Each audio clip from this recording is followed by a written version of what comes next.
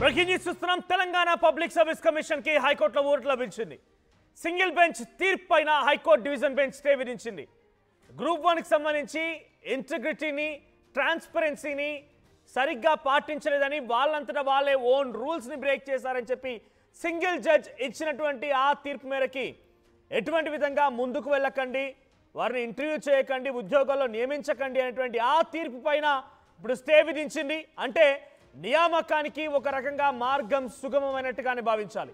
Group 1 TGPSC appeal petition పైన హైకోర్టులో విచారణ జరిగింది. అయితే తదుపరి విచారణని అక్టోబర్ 15కు వాయిదా వేస్తూ నిర్ణయం తీసుకుంది డివిజన్ బెంచ్. తుది తీర్పుకు లోబడి తదుపరి తీర్పు నిర్ణయం ఉంటుందని హైకోర్టు డివిజన్ బెంచ్ ఉత్తర్వులతో నియామకాలకు దీంతో అడ్డంకి తొలగినట్టయింది.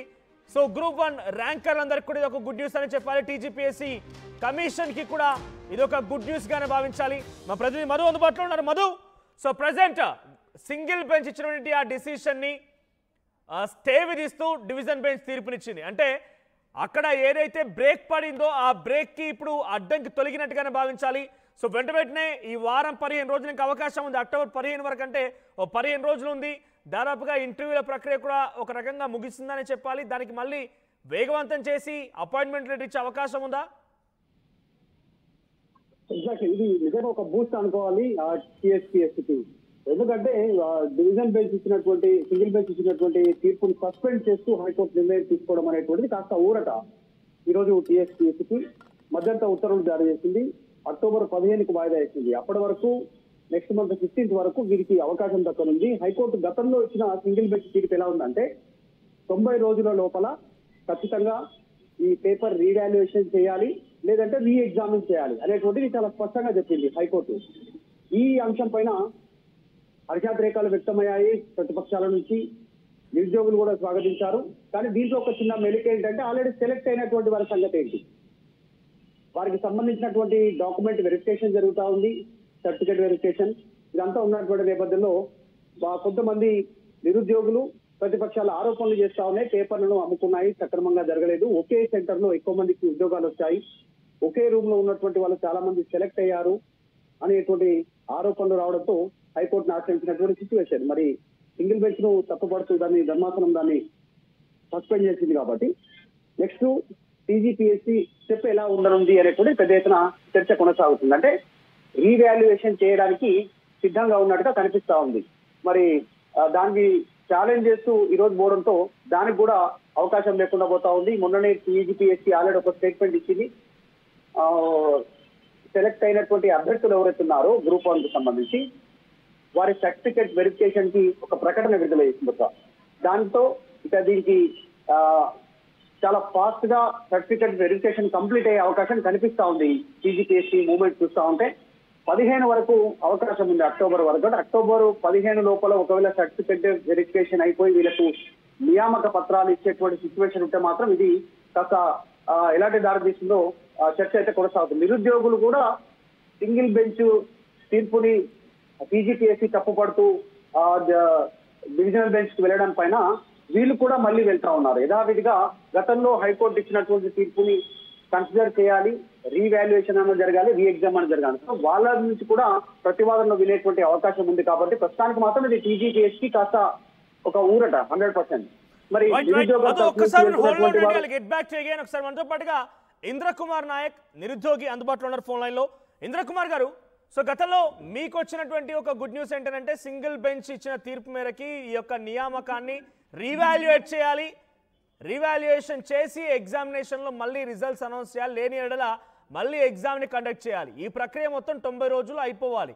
దానికి కొన్ని స్టేట్మెంట్స్ ఏంటంటే ఇంటిగ్రిటీ ఫాలో అవ్వలేదని, కరెక్ట్గా మెయింటైన్ చేయలేకపోయారని, ఓన్ రూల్స్ని బ్రేక్ చేసే రకంగా తీర్పు వచ్చింది.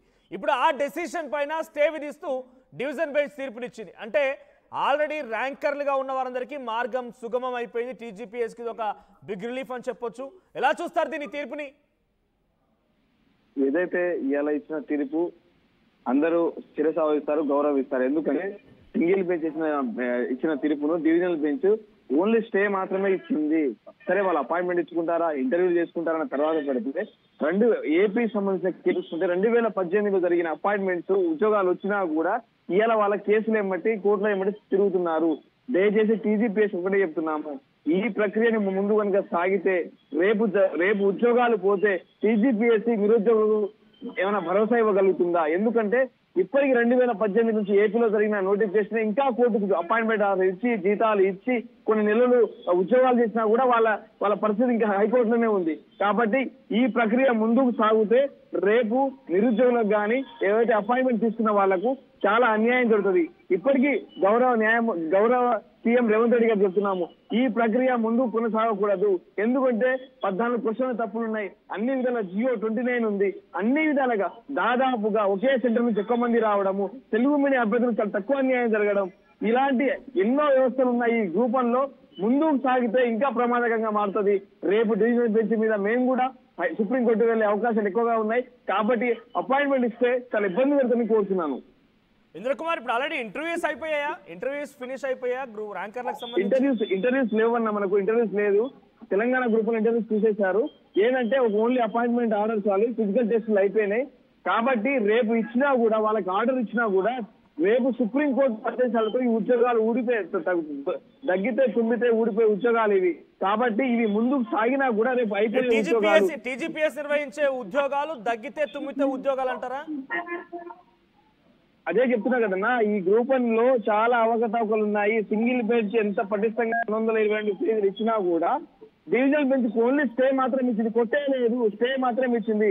కానీ అపాయింట్మెంట్ ఆర్డర్ ఇవ్వతున్నారు. అపాయింట్మెంట్ ఆర్డర్ ఇవ్వడం వల్ల ఏమైందంటే రేపు సుప్రీంకోర్టు మేము కనుక వెళ్తే డివిజనల్ బెంచ్ మీద రేపు వీళ్ళకు కూడా కొట్టేయండి, ఇది అపాయింట్మెంట్ ఆర్డర్ కొట్టేయంటే ఎవరు బాధపడతారు? వచ్చిన వాళ్ళు బాధపడతారు. కాబట్టి దయచేసి టీజీపీఎస్సీ ఈ ప్రక్రియను ముందుకు పోకుండా అన్ని న్యాయవ్యవస్థలు ఉన్న చిక్కులు మొత్తం తీర్చిన తర్వాతనే వాళ్ళకి అపాయింట్మెంట్ ఆర్డర్ ఇవ్వాలని చెప్పేసి టీజీపీఎస్సీకి మేము కోరుతున్నాం. ఎందుకంటే ఇవాళ ఇచ్చిన తర్వాత రేపు రద్దు అయిపోతే మిగిలిపోయింది. అపాయింట్మెంట్ ఇచ్చి 15 రోజుల్లో ఇంకా సమయం ఉంది. ఈరోజు 24 ఇంకా, ఇదొక 6 అది 20 రోజుల సమయం ఉంది. 20 రోజుల్లోగా వాళ్ళకి అపాయింట్మెంట్ లెటర్లు ఇచ్చేసి వాళ్ళకి ఉద్యోగాలు తీసుకునే అవకాశం కూడా ఉంటది కదా. అపాయింట్మెంట్స్ ఆర్డర్ ఇచ్చిన తర్వాత కూడా ఇది నేను చెప్తున్నా కదా, ఏపీలో కూడా ఇలాగనే జరుగుతుంది. ఈ తెలంగాణ ఏపీలో 2 వ్యవస్థలో కూడా 2 న్యాయ వ్యవస్థలో కూడా గ్రూప్ 1 వ్యవస్థ ఉంది, గ్రూప్ 1 ఉంది. ఈ 2 న్యాయ వ్యవస్థలలో కూడా గ్రూప్ 1 ఇంకా హైకోర్టులోనే ఉంది. వాళ్ళు ముందుకు వెళ్తే వాళ్ళకే ప్రమాదము. రేపు ఏదైనా సుప్రీంకోర్టు ఈ అపాయింట్మెంట్ ఆర్డర్ను కొట్టేనంటే ఈ ఎవరైతే ఉన్నారో, వచ్చిన వాళ్ళు ఎవరైనా ఉన్నారో వాళ్ళు రేపు ఇబ్బంది తలెడితే వాళ్ళు ఎక్కడికి పోతారు? వాళ్ళ మానసిక పరిస్థితి ఎలా ఉంటది? కాబట్టి ఇది ముందుకు వెళ్ళకూడదు. ఎందుకంటే ముందుకు వెళ్తే కూడా సుప్రీంకోర్టు వరకు వెయిట్ చేద్దాం. ఒకవేళ సుప్రీంకోర్టు డివిజనల్ బెంచ్ మీద ఉన్న ఆదేశాలను సుప్రీంకోర్టు తీసుకెళ్తాం. అక్కడేమైనా మాకు అనుకూలంగా వస్తుందా, వాళ్ళకి అనుకూలంగా వస్తుందా అనేది గౌరవ న్యాయస్థానానికి కట్టుబడి ఉంటాం. ఎందుకంటే సింగిల్ బెంచ్ లో చాలా క్లియర్ కట్ గా 222 పేజీలతోటి రాసి ఉంది. చాలా ట్రాన్స్పరెంట్ లేదు, దీంట్లో ఇంటిగ్రిటీ లేదు, సొంత రూల్స్ ను వైలేషన్ చేసింది. అంటే ఎక్కువ మంది ఒకే సెంటర్ ఎక్కువ మంది రావడము, తెలుగు మీడియం వాళ్ళకి అన్యాయం జరిగింది అని చాలా క్లియర్ కట్ గా జడ్జిమెంట్ ఉన్నా కూడా డివిజన్ బెంచ్ తీసుకున్న నిర్ణయం ఎలా చూడాలి? ఇప్పుడు సింగిల్ బెంచ్ లో ఉన్నటువంటి నిర్ణయాలను మీరు ఏకీభవిస్తున్నారు. డివిజన్ బెంచ్ కూడా అవన్నీ పరిగణలోకి తీసుకుంది కదా. అవన్నీ పరిగణలోకి తీసుకున్న తర్వాతే ఆ డిసిషన్ పైన స్టే విధించింది. నాకు వాయిస్ చాలా బ్రేక్ అవుతుందన్నా. రైట్, సింగిల్ బెంచ్ తీసుకున్నటువంటి నిర్ణయాన్ని మీరు ఏకీభవించారు. ఇంటిగ్రిటీ, ట్రాన్స్పరెన్సీ లేదు, ఓన్ రూల్స్ ని బ్రేక్ చేశారు రకంగా వాళ్ళ డిసిషన్ వచ్చింది. ఓకే, ఇప్పుడు డివిజన్ బెంచ్ కూడా దానిపై స్టే విధించింది అని అంటే సో వీళ్ళు కూడా డిసిషన్ తీసుకోవడానికి అర్హత, అంటే అన్ని రకాల పరిగణలు తీసుకుంటారు కదా. అంటే సింగిల్ బెంచ్ కనిపించినటువంటి విషయాలు డివిజన్ బెంచ్ కనిపించలేదు అన్నట్టే కదా.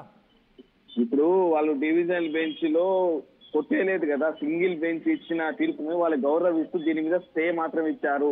ఇంకా దీని మీద పూర్తి సమీక్ష చేయాల్సి ఉంది. దీంట్లో ఇంకా మేము సమీక్ష చేయాలి ఉంది కాబట్టి దీన్ని స్టే ఇచ్చారు. ఎక్కడ కొట్టేయలేదు, డిస్మిస్ చేయలేదు కదా. దీన్ని అక్టోబర్ 15కు వాయిదా వేశారు. ఇరు వాదనలు విన్న తర్వాత అక్టోబర్ 15న హియరింగ్ వింటామని చెప్పేసి జడ్జి గారు క్లియర్ కట్ గా రాసి ఉంది. కాబట్టి మనం ఏదైతే అక్టోబర్ 15 వరకు కూడా టీజీపీఎస్సీ వాళ్ళ అపాయింట్మెంట్ ఆర్డర్ ఇవ్వకుండా వేచి ఉండండి. ఏదైనా జరగరాని జరిగితే రేపు టీజీపీఎస్సీ మాకు భరోసా కల్పిస్తుందా? ఎందుకంటే తెలంగాణ రాష్ట్రంలో మొట్టమొదటిసారిగా అంత పెద్ద నోటిఫికేషన్ రాలేదు.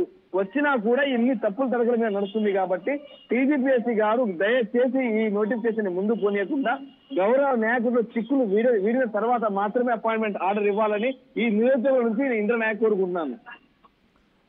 Thank you Indrakumar, thank you for joining us. So మొత్తమే తెలంగాణ పబ్లిక్ సర్వీస్ కమిషన్ కి హైకోర్టులో బిగ్గెస్ట్ రిలీఫ్ దొరికిందని చెప్పాలి. డివిజన్ బెంచ్ సింగిల్ జడ్జ్ ఇచ్చినటువంటి తీర్పుని దానిపై స్టే విధిస్తూ నిర్ణయం తీసుకుంది. సో అక్టోబర్ 15న తుది విచారణ జరిపి తీర్పు వెల్లడిస్తామని కూడా చెప్పుకొచ్చారు. మరి డివిజన్ బెంచ్ ఇచ్చిన స్టే నేపథ్యంలో టీజీపీఎస్సీ మరి ఈ నియామక ప్రక్రియను ఇంకా ముందుకు కొనసాగించి నియామక పత్రాలని ఆ సదరు ర్యాంకర్లకు అందజేస్తుందా, ఎలా ఉంటుందో చూడాలి. సో మీ అభిప్రాయం ఏంటి?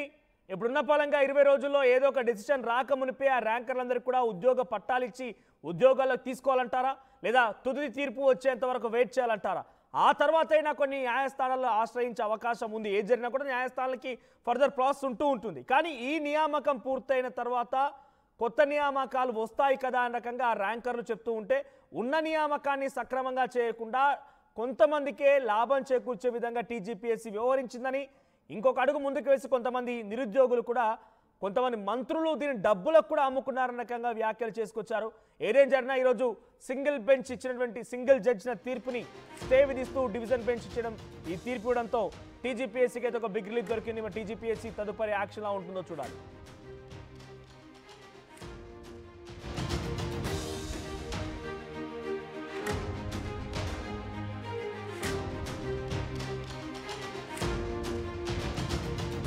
ఈసారి కూడా టైంకే కన్స్ట్రక్షన్ చేసాం, బిల్డింగ్ కూడా స్ట్రాంగ్ చేసాం, క్లయింట్స్ సాటిస్ఫై చేసాం, గుడ్ విల్ కూడా ఇంప్రూవ్ చేసాం. ఏం చేసామో కాదు, ఇంకేం చేయాలో ఆలోచించండి. ఇంకేం చేయాలి? పెయింటింగ్ ఇంకా వేయలేదు, మర్చిపోయారా? అన్నీ బాగానే చేస్తున్నాం, పెయింటింగ్ దగ్గర మాత్రం ఫెయిల్ అవుతున్నాం. లాస్ట్ టైం పెయింట్స్ కోసం పెద్ద కంపెనీ దగ్గరికి వెళ్తే వాళ్ళ థర్డ్ పార్టీ కాంట్రాక్ట్ని అసైన్ చేశారు. వాళ్ళ 8 months డిలే, 20% ఓవర్ బడ్జెట్ కూడా అయింది. ఈసారి తప్పు అస్సలు చేయకూడదు. పెయింటింగ్స్ విషయంలో పర్ఫెక్ట్గా ప్లాన్ చేయాలి. ఏం చేద్దాం, పెయింట్స్ అప్లై చేసేది ఒకరు, అప్లై చేసేది ఇంకొకరు, వీళ్ళందరినీ డీల్ చేయడమే పెద్ద హెడేక్. అయితే ఇంక మనమే పెయింట్లు వేసుకోవాలి. లేదా పెయింటింగ్ ప్రాసెస్ మొత్తం చేసిచ్చి ఒక పర్ఫెక్ట్ పార్ట్నర్ అన్నా ఉండాలి. టెక్నో పెయింట్స్ లాగా. టెక్నో పెయింట్సా? ఎస్, నాకు కూడా రీసెంట్గానే తెలిసింది. పెయింట్స్ తేవడం నుంచి గోడ మీద వేయటం వరకు మొత్తం ఒకే టీం చూసుకుంటుంది. మిడిల్ మ్యాన్ ఉండరు. So no quality loss. 5,000+ skill పెయింటర్స్తో 1,250+ corporate projects, 26,000+ government schools paint చేశారు. అది కూడా all over India. Wow, third parties కూడా ఉండరు కాబట్టి మనకు డెడ్ లైన్స్తో కూడా ప్రాబ్లం ఉండదు.